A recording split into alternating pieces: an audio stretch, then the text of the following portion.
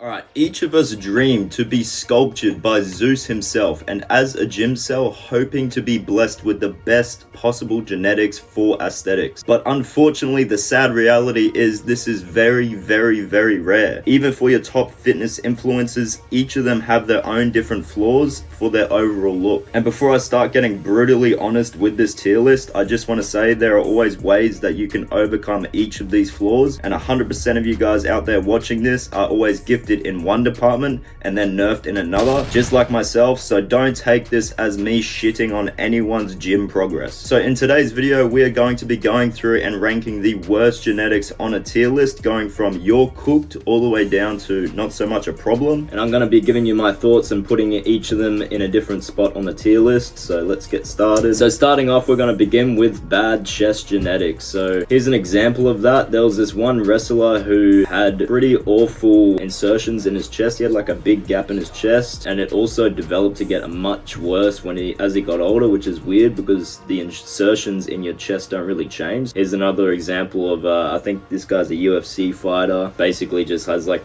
a massive flat part in his chest. But then on the other hand, you do have people like Hassan. He had a condition with his chest called pectus, whatever it's called, where it's like your chest is indented, but he actually managed with the years of his training, managed to make it close to not noticeable. So it is a big nerf to your physique. You can see how he's developed his chest, and you can almost barely notice it. Like towards the end, you look at that video and you're like, you don't even think he has that. So I'm gonna put this up as a big physique nerf, but I don't think it's completely life-ending to your physique. So moving on to short clavicles. So Ronaldo has a bit of a case of this. So short clavicles, basically it means like the collarbone from one end to the collarbone on the other end is a very short bone. So it sort of makes your physique look like a diamond look instead of like a V-taper. You'll have like a sort of like that.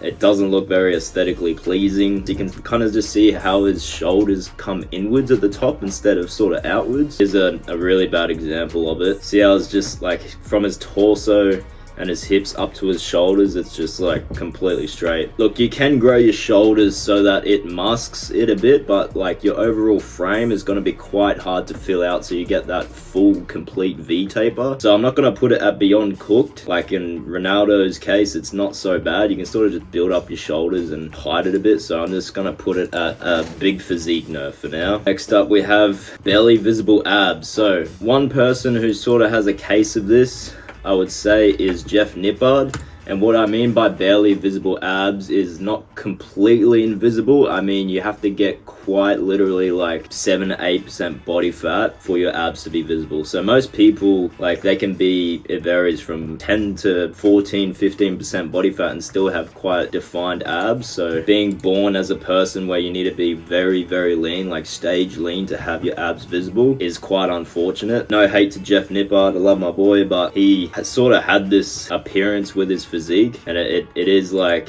there's something missing there. Everything else is quite lean except you just can't see his abs, and I think it's just a case of where you store your body fat. Yeah, I'm gonna put this in a big physique nerf. I think having abs makes quite a substantial amount to the overall look of your physique. Next one we have being barely vascular. So this is a photo of what I mean, sort of someone who lifts and you just can't see any veins whatsoever, but you can tell the guy lifts. I feel like this is quite a big part of just having like that like masculine look about you, is just having some sort of vascularity with your physique. It also just doesn't make you look so lean as well. Like you could be 11-12% body fat, but you just haven't got anything really showing. So I'm gonna put it in not ideal, but I don't think you're completely cooked. Okay, next up we have having a blocky or wide waist. So this is kind of due to the positioning of your hips, I believe. Not in every case though. So this sort of just makes your physique look like a Minecraft character. Everything's just so blocky. It just like there's just no shape with his torso whatsoever. This is a guy that looks like Alex Eubank, but you can tell like Alex Eubank just has that way thinner waist. In my opinion, just for aesthetics alone, it does make a big difference. So I will be putting this in. You are pretty cooked if you got a case of this, to be honest. And by the way, I'm going purely off aesthetics. I'm not talking about how things look on stage or like, you know, being a classic physique bodybuilder or anything like that. I'm just going purely off aesthetics. All right, next up we have having a short torso. So basically this just means you usually have really long arms, which is great for deadlifting. In terms of aesthetics, it doesn't look so good when you have just such a, like, the length from your head down to your hips is supposed to be longer than the length of your hips down your feet. But for some people, they actually have the length of their hips down to their feet longer than the top part of their body, and it just sort of makes you look a bit of a cartoon character. This guy's got a really bad case of it. It just makes him look short, but he probably isn't. He might be like close to 6 foot, but just makes him look super short. Yeah, this is a pretty dramatic physique nerf in my opinion, so I'm gonna put this one up in Beyond Cooked as well. All right, moving on, we have being a hard gainer. So what I mean by this is just you really struggle. You just don't have the genetics to put much weight on. I know a lot of you might think it just comes down to basic thermal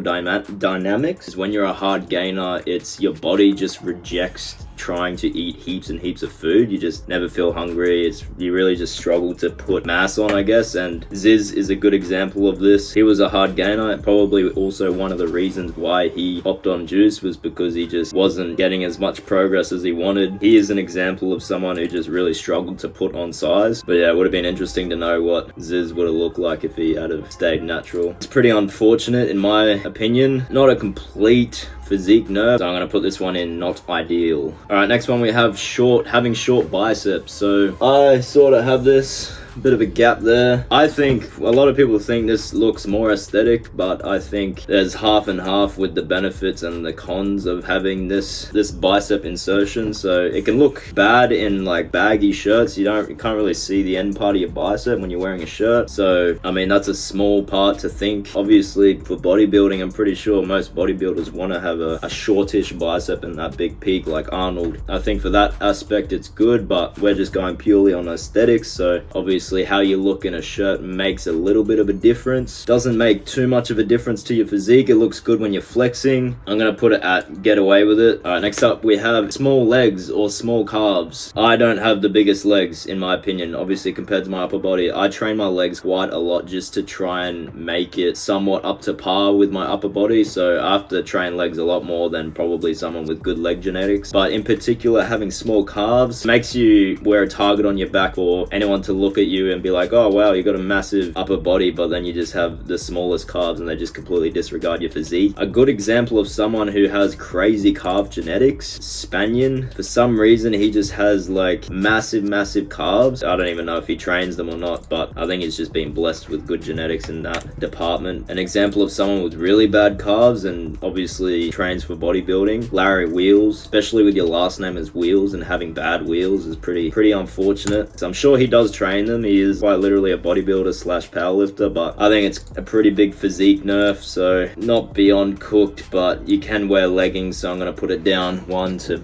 a big physique nerf.